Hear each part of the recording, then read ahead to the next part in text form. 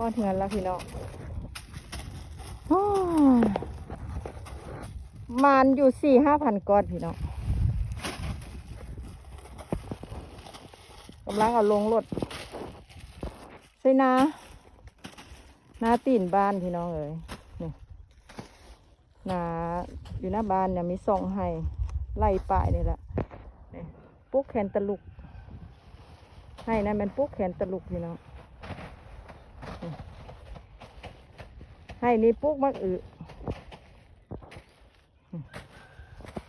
เป็นมักเป็นจุดนี่มันมักเนี่ยพี่น้องปุ๊กมักบ่ให้ดินอยู่ลาวะสันสานี่นาอยู่หน้าบ้านข้าพเจ้าเดี๋ยวมันเก็บลงจะง่ายก่อนเก็บขึ้นพี่น้องเอ๋ยนี่เอารถค่อยๆน้อยหนึ่งสันโยนลงโอ้ยอัมบายพี่น้องคน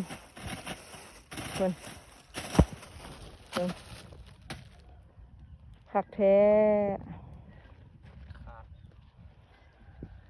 แล้วก็สิได้มาโลถุงออกได้พี่น้องใส่นาพี่น้องแล้วก็สิโลถุงออกมันหลดมาไถโอ้เพิ่นก็ไถปั๊บไปปั๊บมาโอ้ปีนี้อาจจะได้เข้าหลายได้พี่น้องแต่ละปีได้อยู่เท่าไหร่ได้10 ป่ายเป่า2ให้เนี่ยนะก็ได้10 ป่ายเป่าเงินว่าได้10 ป่ายเป่าอะได้10 ป่ายเป่าปีนี้อาจจะได้สาว มันว่าเรื่องว่าเข้างามเนาะพี่น้องเนาะปีนี้ก็พวกมักนี่แล้วว่าเป็นจุดเลยนะพวกมักนะพี่น้องเป็นแล้วไปเลยใส่ให้นาเพราะว่าเข้ากระปงว่าฉันมันล่นลงมันกระปงเนาะพวกแขนตะลุกไปซอยนี้ก็อ้อยนี่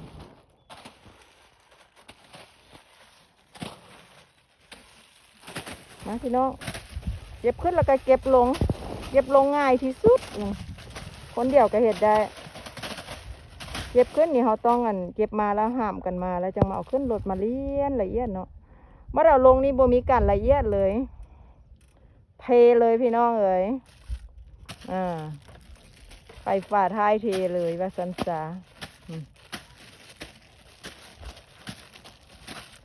หลายพันก้อนพี่น้อง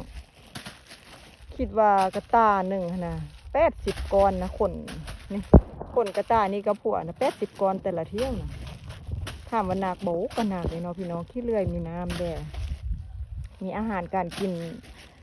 ความหมายว่ามีอยู่ในหั่นเต็มนะว้าวเรียบร้อยจ้ะมาพี่น้องมาคนช่วยกัน